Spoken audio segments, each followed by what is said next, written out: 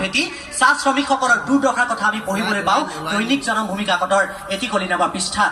মাননীয় অধ্যক্ষ মহোদয়, সাংস্কৃতিক অধিকাৰৰ কথা কোৱা সন্মানিত চৰকাৰী পক্ষৰ সদস্যসকলৰ জ্ঞাতাৰ্থে জনাওঁ, এইখন অসম য'ত মাননীয় অধ্যক্ষ মহোদয় ভোগালীৰ ভোগ উপভোগ কৰিবৰ কাৰণে আমি অন্ধ্ৰপ্ৰদেশৰ আমদানিকৃত মাছ লৈ আহিবলগীয়া হয়। তেনে প্ৰেক্ষাপটত মাননীয় অধ্যক্ষ মহোদয় সাংবিধানিকভাৱে কেইটামান শব্দৰ প্ৰয়োগ কৰিলে অসমৰ ভৱিষ্যত কেতিয়াও সুৰক্ষিত হ'ব নোৱাৰে, আৰু সেইবাবে উপস্থাপন কৰা বিষয়বস্তুৰ বিৰোধিতা কৰি বিৰোধী পক্ষৰ আসন ল'বলৈ বাধ্য হৈছোঁ। মাননীয় অধ্যক্ষ মহোদয়, ভাষিক সুৰক্ষাৰ কথা কোৱা সন্মানিত চৰকাৰী পক্ষৰ সদস্যসকলৰ জ্ঞাতাৰ্থে জনাওঁ, এইখন অসম য'ত মাননীয় অধ্যক্ষ মহোদয় সাহিত্য সভাৰ দৰে এটা জাতীয় অনুষ্ঠানে অসমৰ মুখ্যমন্ত্ৰীগৰাকীৰ নাম তেখেতসকলৰ মুখপত্ৰত ভুল কৈ লিখি অসমীয়া ভাষাৰ স্বাৰ্থ পাতিলে, তেনে প্ৰেক্ষাপটত মাননীয় অধ্যক্ষ মহোদয় সাংবিধানিক সুৰক্ষা ক'ব যে অসমৰ ভৱিষ্যত সুৰক্ষিত কৰিব বুলি কোৱা আৰু হেয়াৰ ড্ৰায়াৰ মোবাইলৰ ফ্লেছ জ্বলাই পিটছ শুকুৱাম বুলি চিন্তা কৰা ঠিক একেটাই কথা। সেইবাবে উপস্থাপন কৰা বিষয়বস্তু বিৰোধিতা কৰিছোঁ।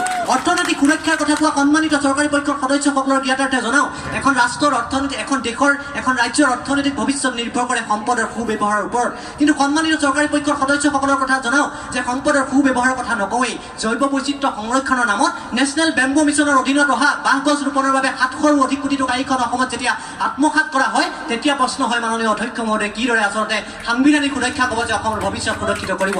বি আৰ আম্বেদকাৰে এষাৰ কথা কৈছিল যে আমাৰ দেশৰ সংবিধানখন ভালো নহয় বেয়াও নহয়, ইয়াক নিৰ্ভৰ কৰে ইয়াক ব্যৱহাৰ কৰা মানুহৰ ওপৰত। মাননীয় অধ্যক্ষ মহোদয়, আপুনি সামাজিক প্ৰেক্ষাপটৰ কথা কোৱা সন্মানিত চৰকাৰী পক্ষৰ সদস্যসকলক জ্ঞাতাৰ্থে জনাওঁ যে এইখন অসম য'ত এইখন সংবিধানৰ অনুচ্ছেদ 17, 23, 24, 25 খত সামাজিক সুৰক্ষাৰ কথা কোৱাৰ লগতে protection of civil right act 1955, schedule tribe and schedule caste act 1989 থকাৰ পাছতো এইখন অসমৰ সমাজ ব্যৱস্থাত যেতিয়া মৃতকৰ স্বাৰ্থ 10 দিনত পাতিম নে 15 দিনত পাতিম, কেৱলীয়া পন্থাৰে পাতিম নে বামুণীয়া পন্থাৰে পাতিম বুলি খোৱা কামোৰাৰ সৃষ্টি হ'ব, তেতিয়া কিন্তু এইখন অসমৰ সামাজিক প্ৰেক্ষাপট কেতিয়াও সুৰক্ষিত নহয়। মাননীয় অধ্যক্ষ মহোদয়ৰ প্ৰশ্ন উপস্থাপন হয় চৰকাৰী পক্ষৰ সদস্যসকললৈ, যদি প্ৰকৃততে যদি এইখন অসমত সাংবিধানিক সুৰক্ষা ক'বছে যদি ভৱিষ্যত সুৰক্ষিত কৰিব পাৰে, তেন্তে কিয় আজি এইখন অসমৰে তিনিচুকীয়া জিলাৰ তিৰাপত 1951 চনতে ট্ৰাইবেল বেল্ট এণ্ড ব্লক প্ৰদান কৰাৰ পিছতো কিন্তু তেওঁলোকৰ আজিৰ তাৰিখত জনসংখ্যা 10%। যদি প্ৰকৃততে সঁচাকৈ যদি অসমৰ ভৱিষ্যত সুৰক্ষিত কৰিবলৈ আছে, তেতিয়াহ'লে কৰ্মসংস্কৃতি নিৰূপণ কৰক।